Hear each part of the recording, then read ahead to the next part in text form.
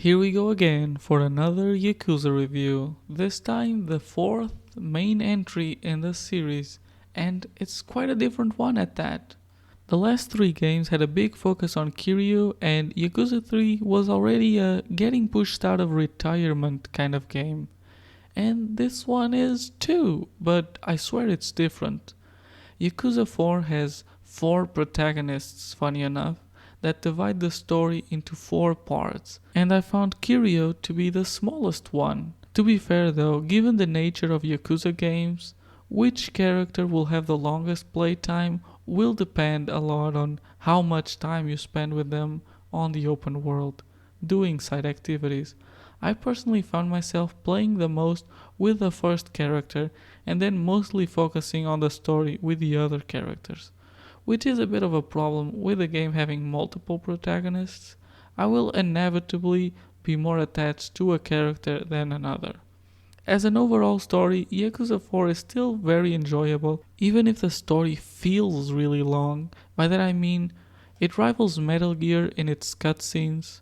Yakuza stories can be cheesy and overly dramatic to the point of having that soap opera feeling, but because of the likable characters and how their stories intertwined, and also a sense of self-awareness and general silliness, the game makes me able to enjoy the more serious story without taking it too seriously.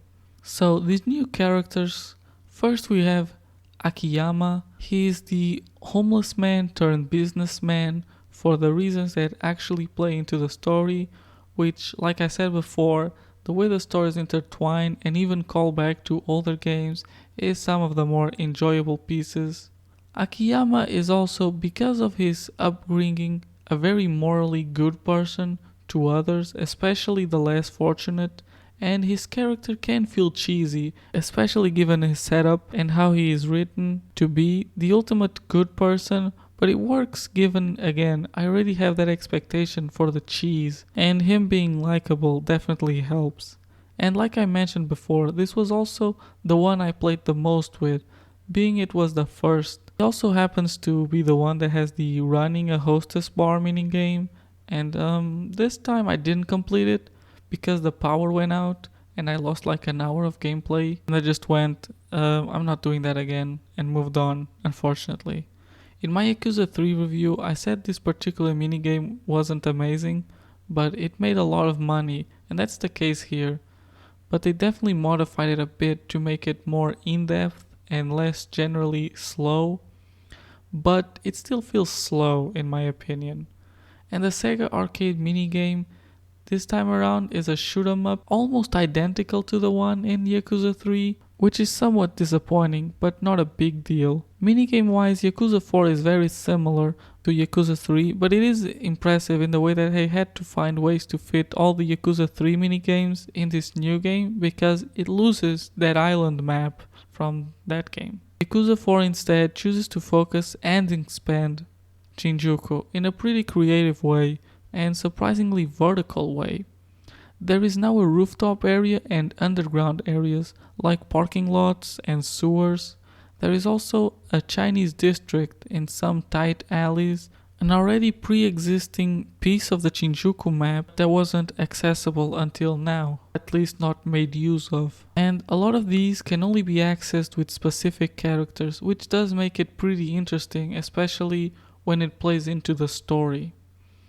Also, if you don't like hostess bars or running one, there is an alternative in this game, which is combat training. Basically, you can train this character to go into fights. So, if you don't like hostesses, you can play that. It's honestly weirdly similar, even if it's completely two different subject matters. And, you get to see fights in this one. Going back to the story though, Akiyama gameplay wise, he is the fastest character, but also because of that he takes more damage and his punches are weaker. But he is also the easiest one to learn, as he is basically a fast Kiryu, and that's probably why they chose him to be the first character. The second character is Saejima, and he is the heavy type. Basically much slower but also a lot stronger, with a big focus on throwing enemies and blocking over evading. And if I can give you my 2 cents on how to play this character, I will say get the tiger roar as soon as possible. It makes his character very overpowered against bosses and one-on-one fights. This is not a skill least level up, but one of those that you get from events that happen in the map. This was a thing that was introduced in Yakuza 3. In that one, you had to photograph a usually humorous scene by doing some quick time events, and you'd be rewarded with a special move. Here we still have that, but in the case of Saejima, for plot reasons, he doesn't know how to use a phone with a camera, and because of that, he sculpts out of wood these special moves, which is something that is very funny to me, but also a creative way around this character's limitation. As a character, it's easy to think he's the least likable of the four. He feels like an exaggerated version of Kiryu. Everything that happens to him, it's like Kiryu in the first game, but 5 times worse. But because he kind of fits into that begrudgingly a good guy type, he does eventually grow on you. This character, also because of his story, is one of those that has you the most time out of Shinjuku. And well, there are no new open maps like in Yakuza 3, but there are quite a few new areas where the story will take place. And with this character we get a lot of prison levels, no spoilers though, but it's actually something pretty exciting. It's also with Saejima that the trash system is not introduced but explained and actually becomes usable.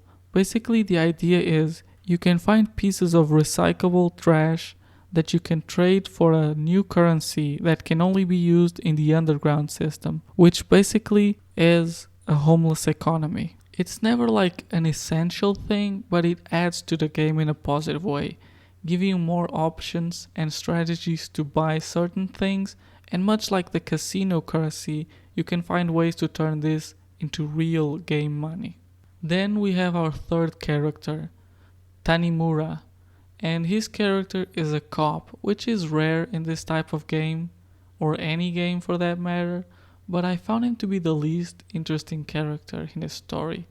Mostly serves to complete the puzzle of how all these characters connect, and he is very important to the story, but as a character he's just kind of a good cop amongst corrupt cops, which doesn't sound bad, but I just found it not very interesting. His gameplay surely didn't help, as he feels the least polished out of the four. His gameplay really tries to introduce a lot of different moves to the series, and they just don't feel like they connect amazingly well. He has a big focus on parrying, and when it works it feels pretty good to parry, but unfortunately it can feel a bit hit or miss, and the PS4 version doesn't change that. What did change though was the voice actor and his likeness. And well, I didn't realize this until I finished the game. It's not a big deal, but it's something to be aware of, as you'll be getting a different looking and sounding character depending what version of the game you play. Tanimura also has a completely unique grab, and when it works it's nice and plays into his character being a cop with the whole restraining thing. But the problem is his grab takes ages and it feels very hard to pull off, and this would be okay if it was very useful, but realistically it's not, and it's not a move you'll be wanting to pull off with just your regular random encountered enemies, as it is much faster to just punch them. Not for combat, but Tanimura also has the ability to speak Chinese, which you can probably guess where that is useful if you've been paying attention to the review. And then finally we have Kiryu, our fourth character. He plays like Kiryu, of course, but since he only shows up at the near end of the game, he also feels very overpowered right from the get-go. And that makes sense. This far into the game, and given this is his fourth mainline game, you wouldn't want to start with a basic character. Our third character already suffers a bit from this, and putting it on another character above that would only make it worse. His basic combo has gone back to playing more like the Yakuza 2 one, which I thought was strange, but I think this was done to contrast with the character, more specifically Akiyama, as, like I mentioned at the beginning, is the most similar character to Kiryu in combat.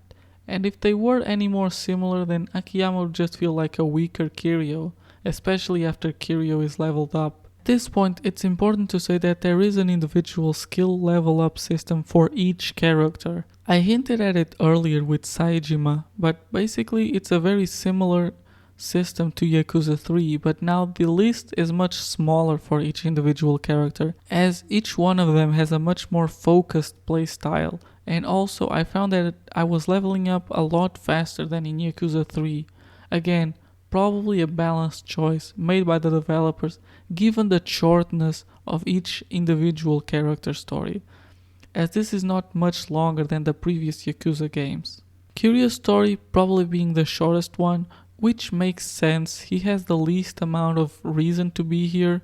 His open world experience here with the side quests mostly revolves around people being surprised that he's back in town, which is pretty funny and makes sense. I mean, the man just wants to retire. Regardless, after Kiryu we have one final piece of the story where you can play as all of the characters so that you can go and do any unfinished activities before the climax. And well, the climax is a climax.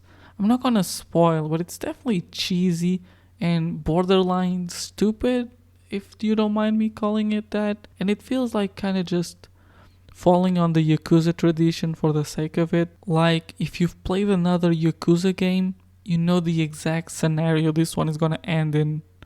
It's a bit disappointing, but it's not bad per se, and it doesn't ruin the rest of the game that's already here. But overall, Yakuza 4 is still a breath of fresh air, and I think that its multiple protagonists do bring more positives and variety in general than negatives. And it made it easy to play through even after having beaten Yakuza 2 and 3 right before this. And for that, I'm giving Yakuza 4 an 8 out of 10. Unfortunately, we still do not have a game that's broken into the 9 out of 10 territory, which I really hope happens before this series is over. But who knows? It's that close.